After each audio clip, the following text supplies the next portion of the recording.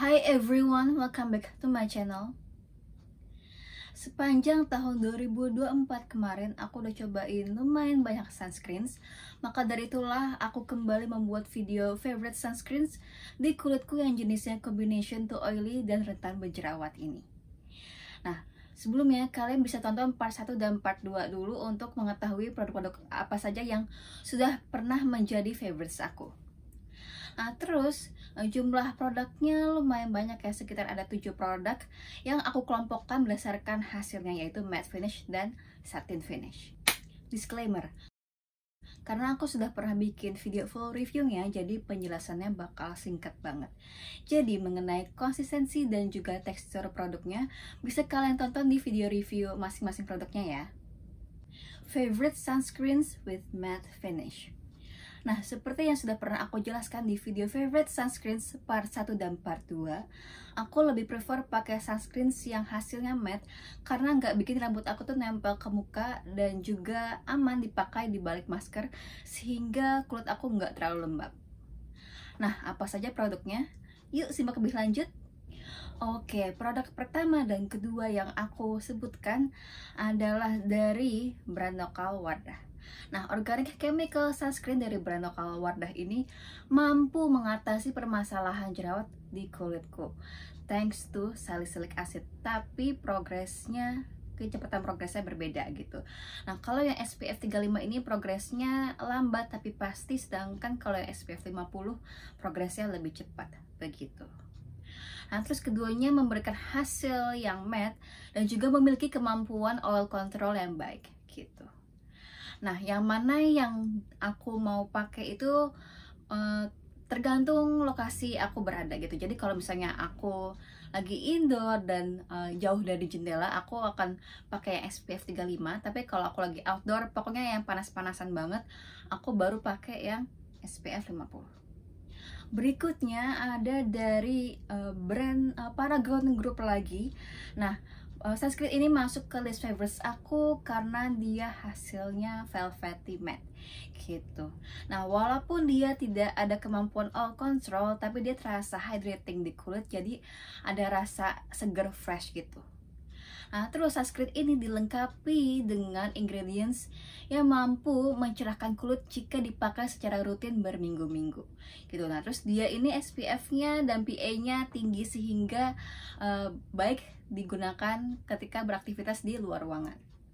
Terakhir ada dari brand lokal Implora yang SPF 30 PA+++. Nah, sunscreen dengan kemasan hard case ini berhasil masuk ke list favorites aku karena dia hasilnya matte tapi hydrating. Dia nggak ada kemampuan oil control, tapi wangi manis susunya itu bikin sensorial experience-nya menyenangkan gitu. Nah, sayangnya dia ini SPF-nya dan PA-nya termasuk kecil ya, sehingga lebih baik dipakai kalau kalian lagi di dalam ruangan dan jauh dari jendela. Nah, segitu aja produk-produk sunscreen favorit aku yang hasilnya matte.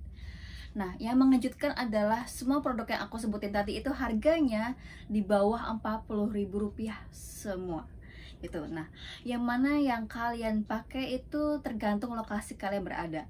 Kalau kalian indoor terus jauh dari jendela, kalian bisa pilih either yang punya Wardah UV Shield Acne Calming SPF 35 atau punya Implora yang SPF 30.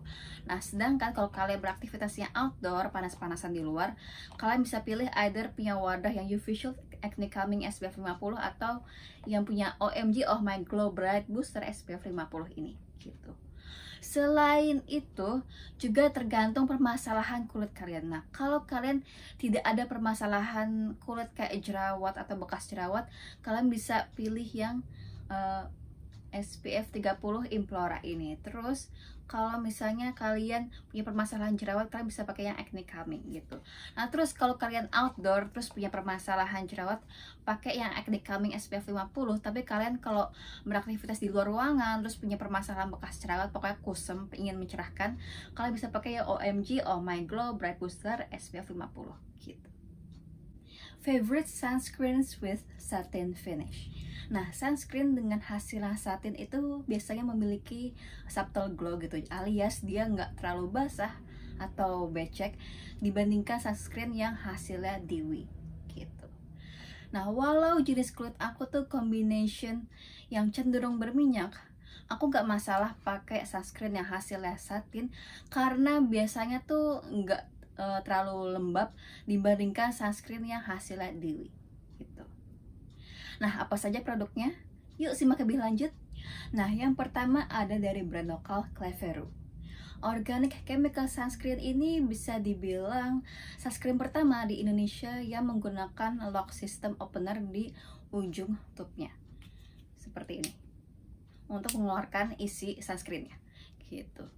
Nah, terus ya performanya yang baik, terus ditambah dengan kemasannya yang unik, membuat aku tuh nggak heran kalau sunscreen ini dijual dengan harga di atas Rp100.000 gitu. Nah, terus dia nilai SPF dan PA-nya tinggi sehingga cocok digunakan bagi kalian yang beraktivitas outdoor maupun yang dekat dengan jendela. Berikutnya ada dari brand Skintific.